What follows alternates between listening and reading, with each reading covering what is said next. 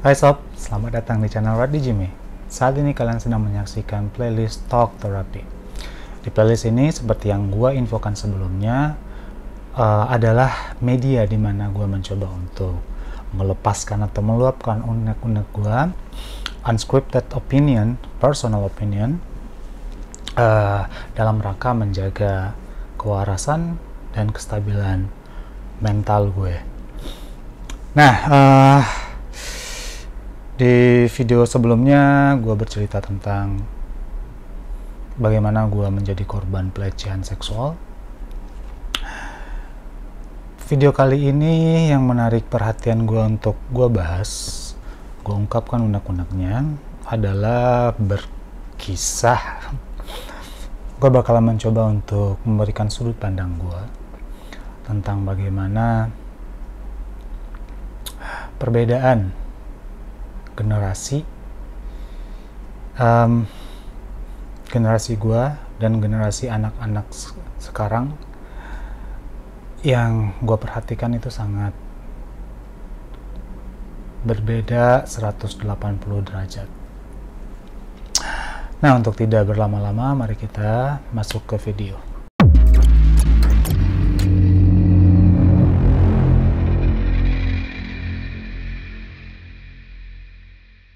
Mungkin di antara kalian beberapa hari terakhir ini melihat berbagai kejadian ataupun informasi dari sosial media di mana kita bisa menyaksikan bagaimana perilaku anak-anak remaja.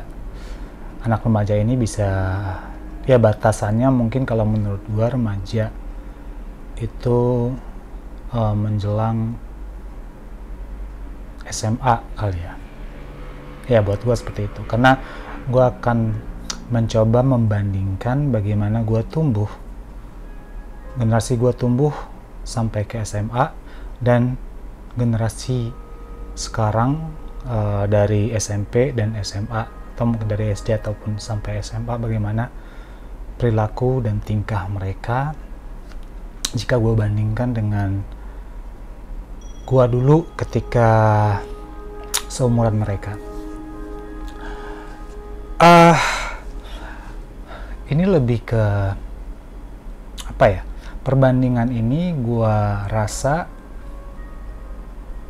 timbul karena adanya pengaruh dari kemajuan teknologi yang memang tidak bisa dipisahkan dengan perubahan kebiasaan dan kebudayaan. Kita setuju kalau kemajuan teknologi atau perkembangan teknologi itu memang harus terjadi dan juga memang tidak bisa dipisahkan dengan perubahan zaman. Semakin lama teknologi atau inovasi di bidang teknologi itu semakin besar, semakin maju, dan mau tak mau orang-orang yang hidup dalam zaman tersebut juga harus bisa menyesuaikan diri. Nah, kemajuan teknologi ini ibaratkan, kalau menurut gua, pisau bermata dua.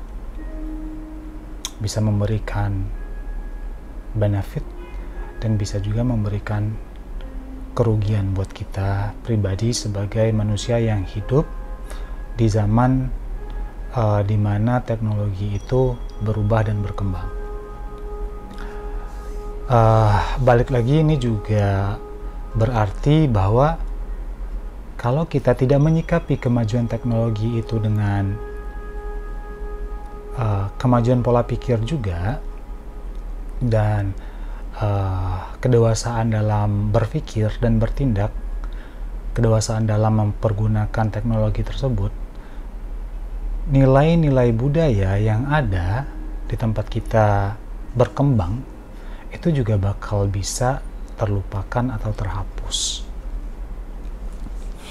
Mungkin kalian lihat ada bagaimana perubahan sikap anak-anak terhadap orang dewasa sekarang. balik lagi kita gua kembali mencoba flashback ke zaman ketika dulu gua SD, SMP, dan SMA.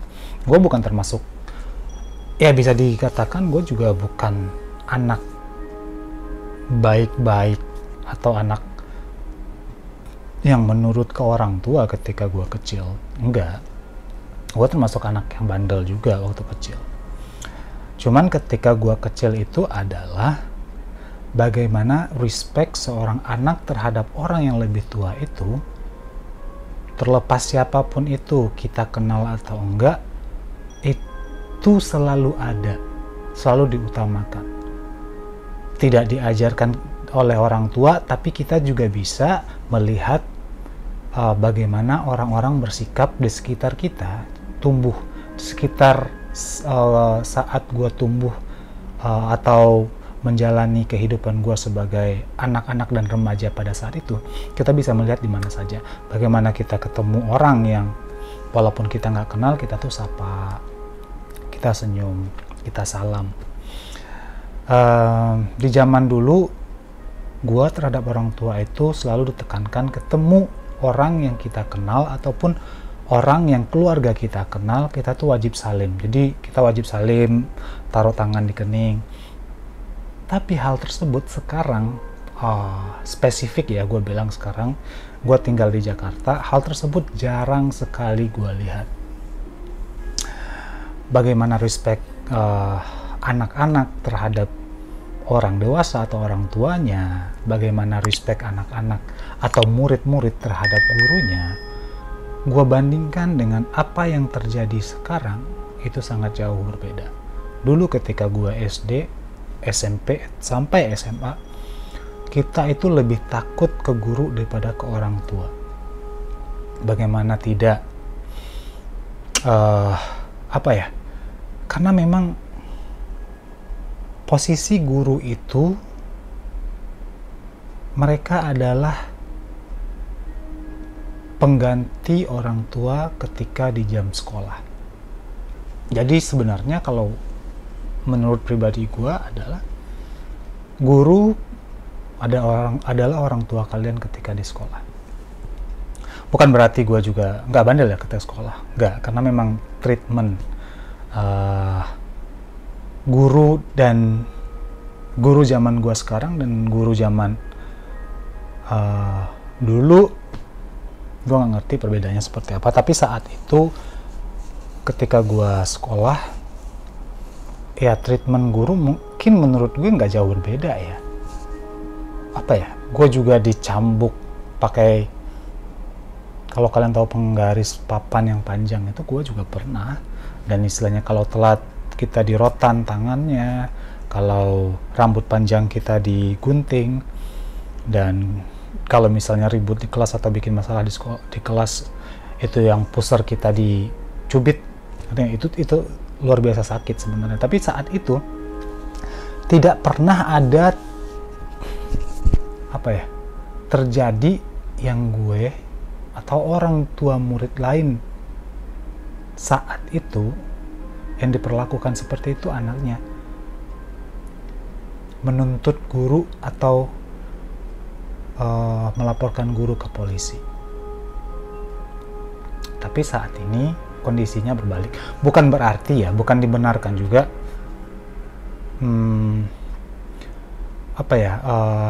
physical abuse atau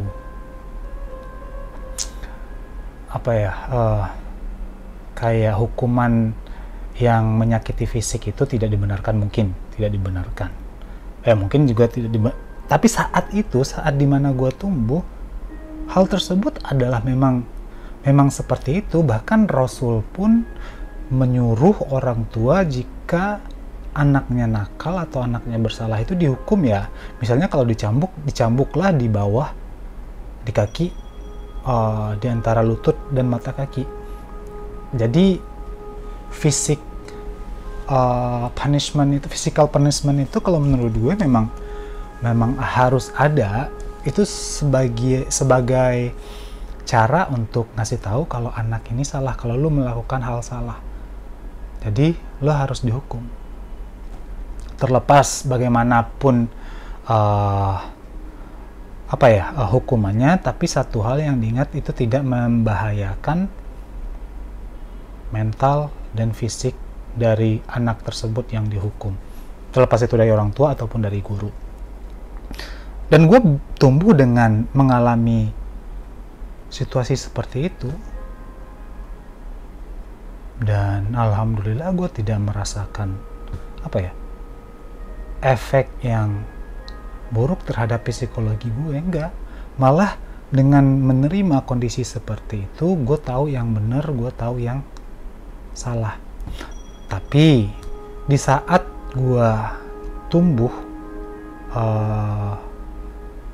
pada saat itu masa remaja gue belum pernah sih yang menemukan istilahnya punishment dari seorang guru atau orang tua yang menyebabkan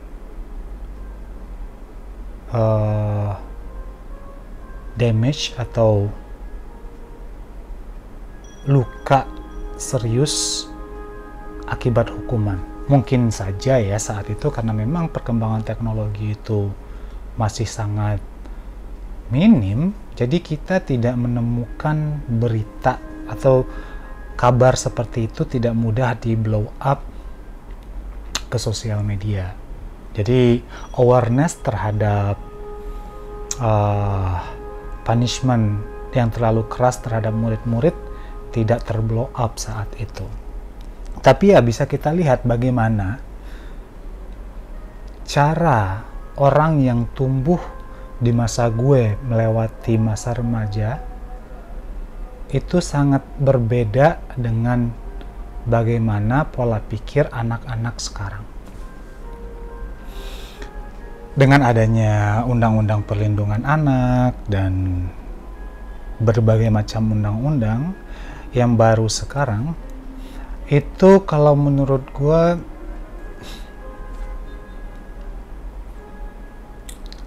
penerapannya juga harus sangat diawasi dan dikontrol.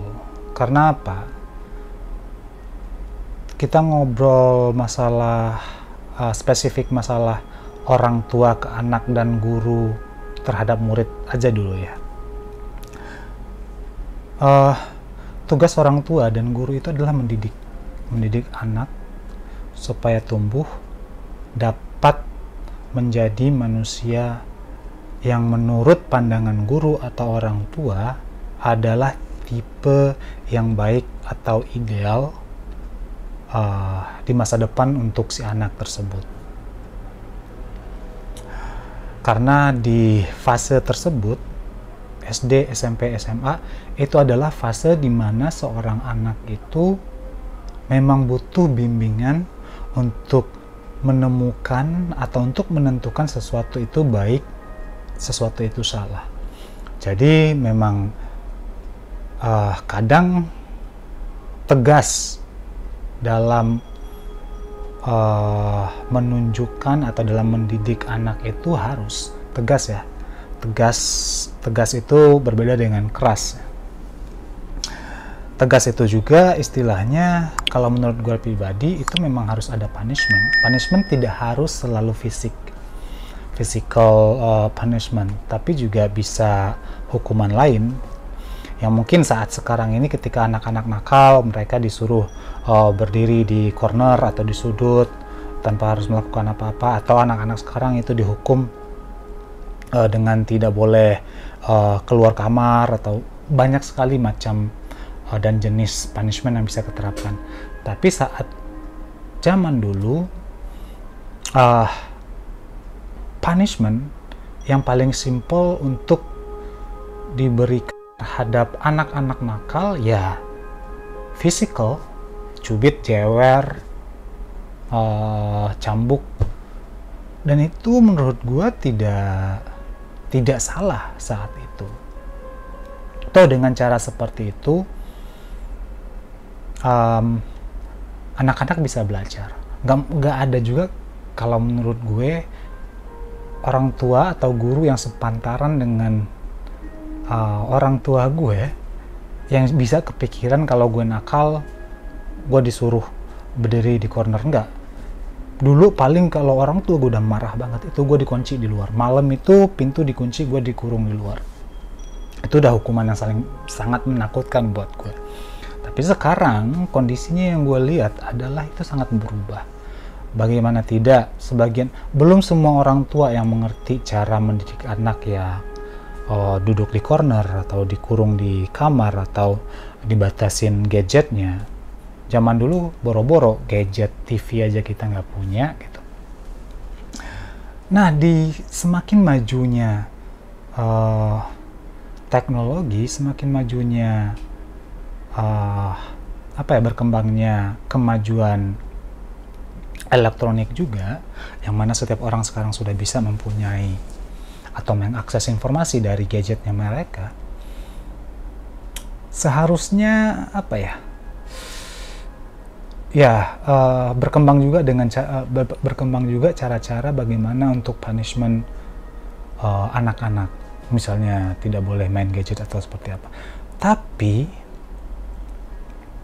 yang dilakukan oleh orang tua atau orang dewasa terhadap orang-orang yang masih menjadi tanggung jawab mereka untuk perkembangan mental dan emosionalnya, mereka dalam mengajarkan atau mendidik anaknya, atau bahkan mereka sendiri gagal dalam memahami bagaimana menyikapi perkembangan teknologi.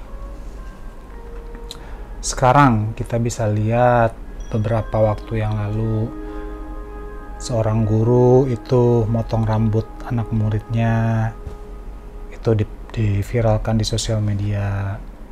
Seorang anak itu dimarahi oleh gurunya, dihukum oleh gurunya, ngadu ke orang tua. Orang tuanya memviralkan dan mengadukan ke pihak berwajib. Menurut gua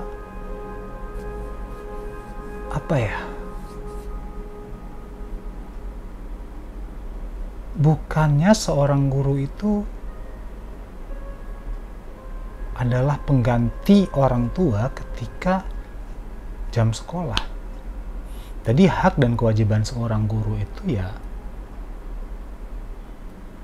seperti itu.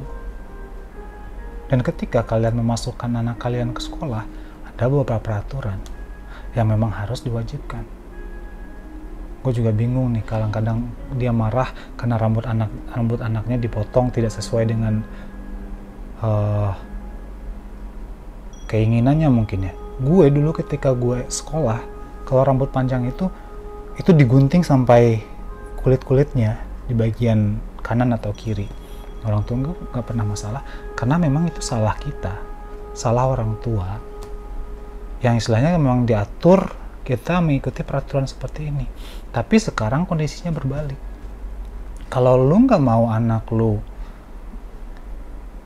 dipotong rambutnya, ya at least ikutin peraturannya seperti apa. Kalau memang nggak mau ngikutin, nggak usah sekolahin anaknya di situ, sekolahin di rumah aja. Sekarang kan ada homeschooling. Dan juga untuk masalah hukuman, anaknya dihukum. Kalau gue tidak membenarkan kekerasan yang istilahnya itu bisa membahayakan nyawa seseorang, tapi selama pengalaman gue ketika gue sekolah, tidak ada itu hukuman yang pernah gue terima atau teman-teman gue terima itu yang sampai membahayakan nyawa atau physical abuse yang dapat membahayakan nyawa mereka. Masih sekitar wajar. Kita dicambuk ya dicambuk, kita dipukul pakai penggaris ya kita dipukul pakai penggaris, tapi yang sampai membahayakan itu gue belum pernah alami dan gue belum pernah menyaksikan juga. Tapi memang ada beberapa yang istilahnya itu baru-baru sekarang ini seorang guru menghukum anak murid itu sampai hampir membahayakan. Itu tidak dibenarkan dan memang itu harus diproses dengan cara yang seharusnya. Silahkan pihak berwajib yang memproses. Nah, tapi pada akhirnya kemajuan teknologi yang seperti gue bilang tadi itu ibaratkan memiliki seperti pisau bermata dua,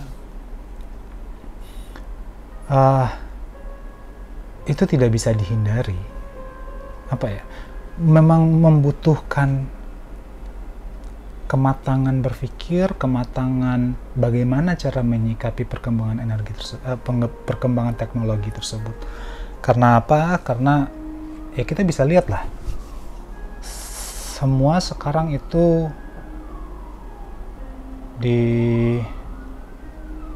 diviralkan, gampang sekali viralnya, gampang sekali orang lain tahu. Itu dia, bagus kalau seandainya memang berita yang diinformasikan itu validasinya sudah benar. Tapi ada beberapa juga yang istilahnya itu berita yang ditampilkan itu cuman persepsi atau sudut pandang dari salah satu pihak. Satu hal sih yang gue percaya itu adalah setiap kejadian itu nggak bisa cuman terjadi dari satu sisi saja. Nah, kebanyakan ya yang terjadi sekarang di sosial media itu adalah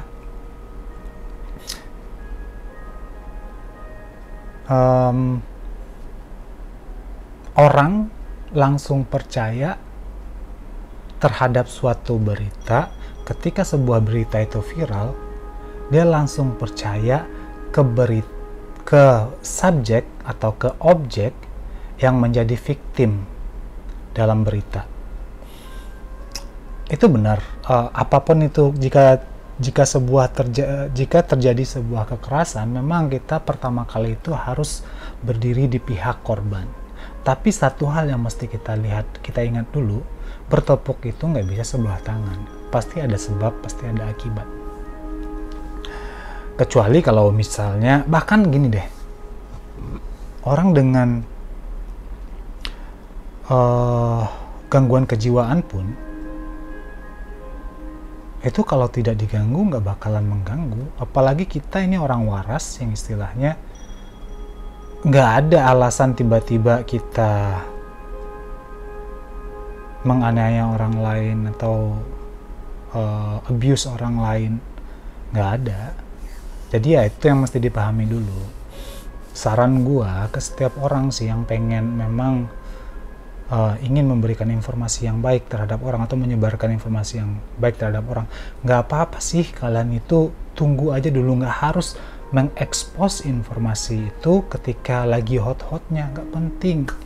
Karena apa? Kecuali kalau kalian sudah menemukan informasi yang akurat, belum setengah, maksud gua informasi yang akurat, informasi yang udah matang, bukan informasi yang setengah, baru kalian tahu baru setengahnya, belum tahu dari sudut pandang lain, kalian sudah menyebarkan informasi, dan yang mana informasi tersebut malah mempengaruhi pola pikir, mempengaruhi masyarakat yang menontonnya, yang mana berdampak merugikan terhadap pihak lain.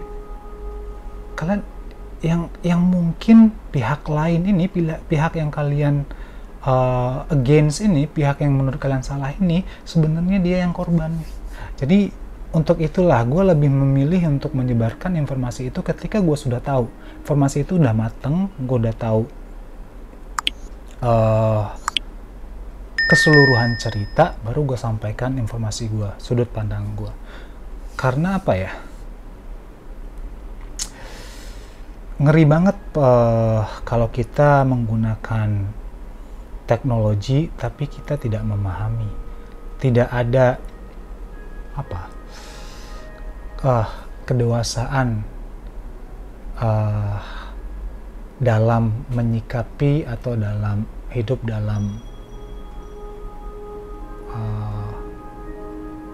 zaman yang teknologinya sudah maju. Banyak deh, gue nggak harus menceritakan contohnya, kalian bisa melihat lah bagaimana ibu-ibu, anak-anak sekarang yang uh, apa ya, bebas mengekspresikan apa yang ada di otaknya di sosial media mereka menggunakan teknologi. Miris sih sebenarnya.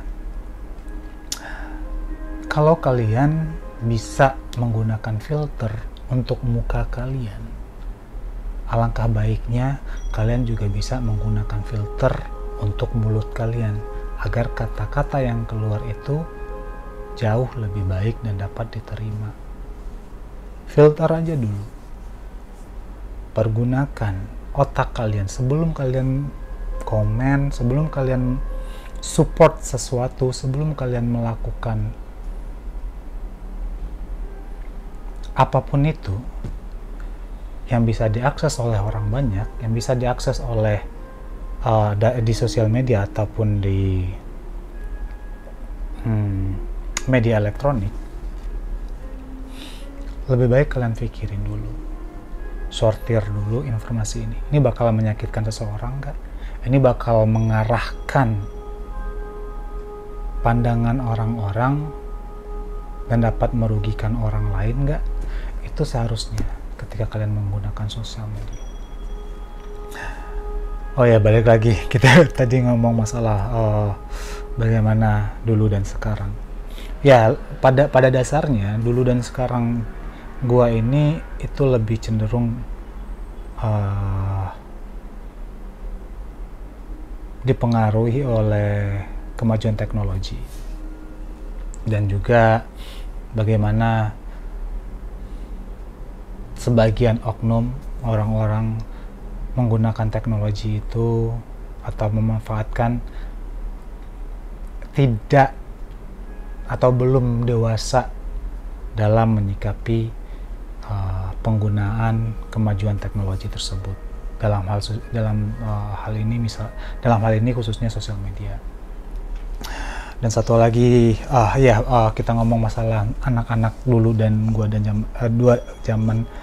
zaman gua dulu dan anak-anak zaman sekarang. Baru-baru ini gua ngeliat video di mana anak-anak sekolah yang pada akhirnya gua tahu itu anak-anak SMP kalau gue nggak salah, correct me if I'm wrong. Mereka melakukan physical abuse terhadap orang yang menurut berita gue baca itu orang dengan gangguan kejiwaan. Di situ gue miris, sumpah. Ada apa dengan anak-anak sekarang? Ini relate lagi terhadap perkembangan teknologi, sosial media. Pengen terlihat hebat, pengen terlihat wah, bisa dilihat. Kenapa bisa gua ngomong seperti itu? Mereka dengan sengaja menunjukkan kelakuan mereka itu direkam, yang mana tujuannya juga bakalan diupload.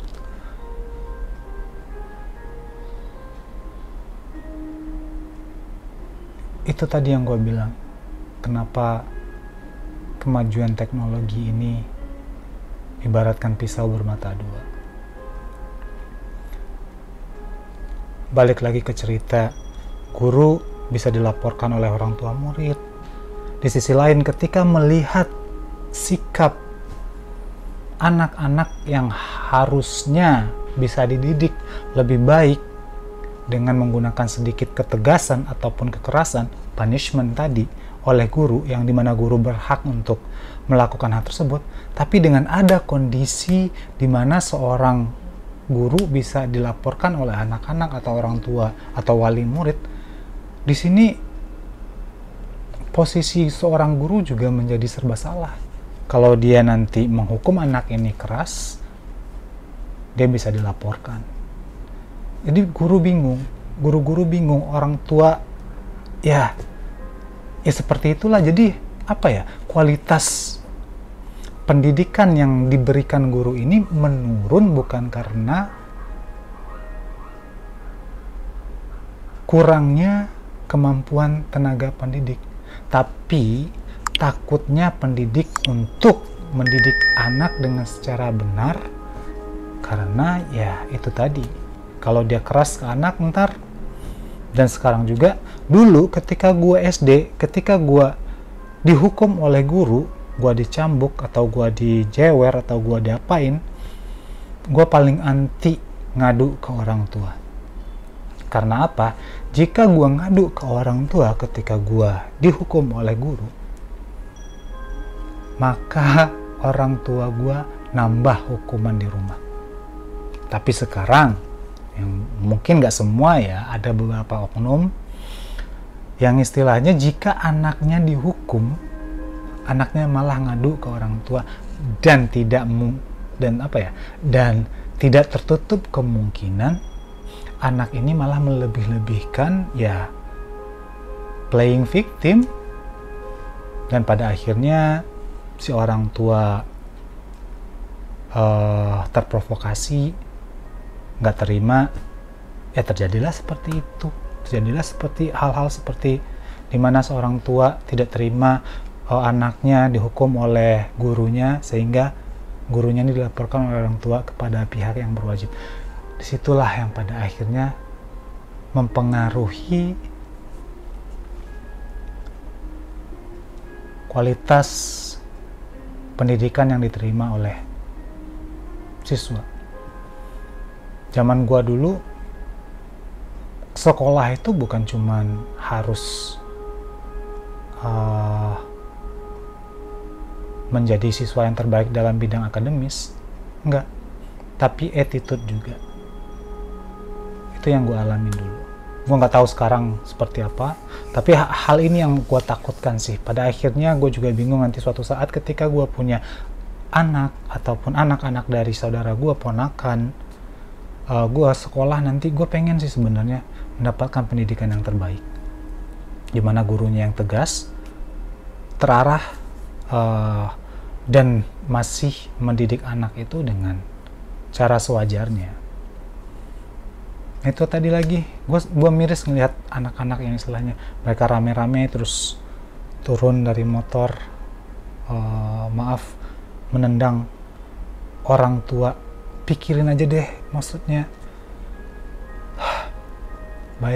bayangin deh orang tua kalian yang begitu. Dan ketika ditangkap, gue ngelihat videonya, tidak ada merasa bersalah. Gue miris sih dengan kondisi kayak gini. Ya, pada akhirnya balik lagi ke orang tua. Karena memang Karena memang orang tua juga yang menyebabkan hal ini terjadi. Ya, ini terjadi ketika jam sekolah atau karena masih berpakaian sekolah. Guru takut jika mereka menghukum anak itu dan tiba-tiba anak ngadu ke orang tua ngadu lagi ke polisi, serba salah. Jadi memang pada akhirnya si anak ini dibalikin ke orang tua aja. Kalau menurut gue itu sih.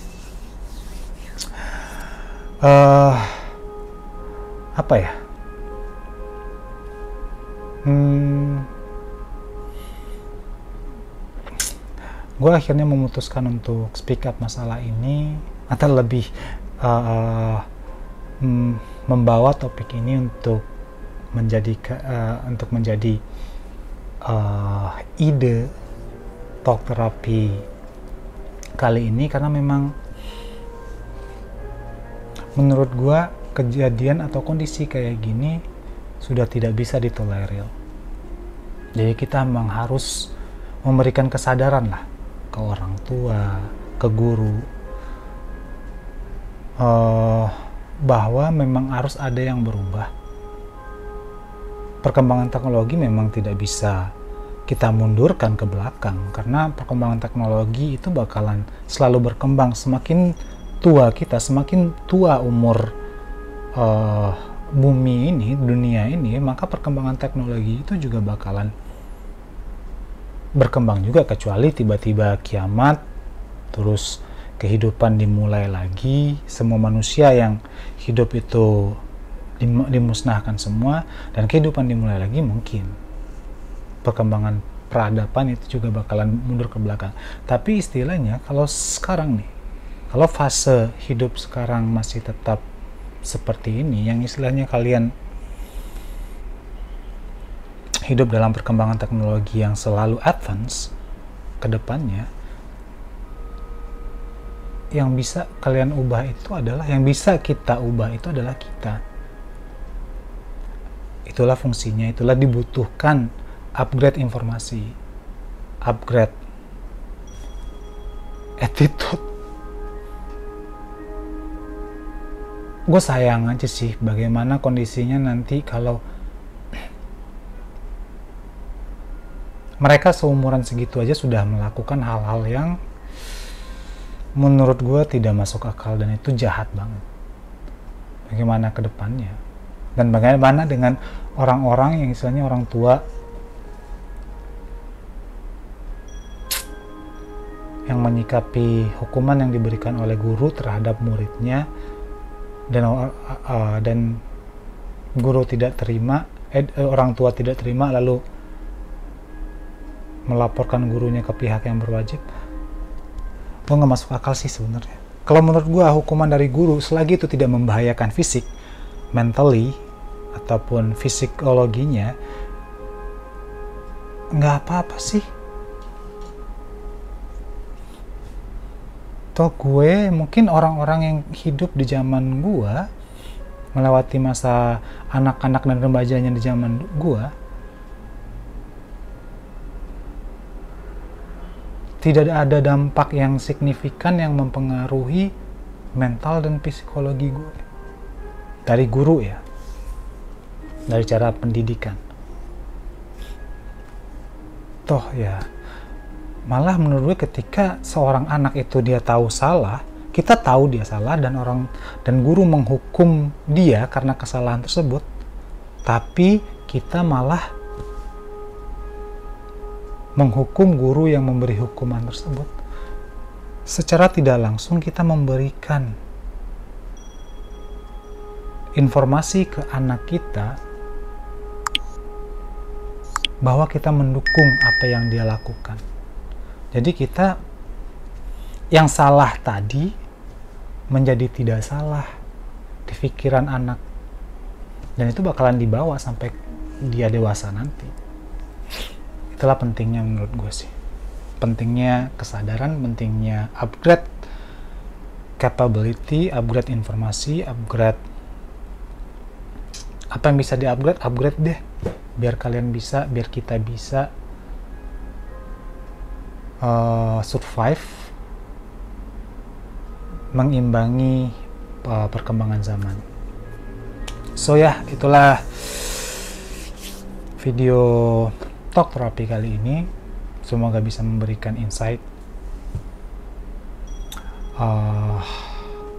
tambahan buat kalian semua, terutama buat gue juga, dan buat orang-orang yang gue peduli. Karena apa ya, memang harus ada orang-orang yang berbicara tentang sesuatu yang benar itu dan menyebarkannya ke orang lain. Dan tujuan gue bikin talk terapi itu salah satunya adalah ya, gue pengen menyebarkan sesuatu yang menurut gue keliru, dan memberikan insight atau pandangan dari sudut pandang gue yang benarnya seperti apa. So ya, buat kalian yang sudah menonton video ini, mudah-mudahan kalaupun seandainya kalian tidak setuju atau menurut kalian opini gue ada yang mesti dibenarkan, silahkan tinggalkan komen kalian di bawah.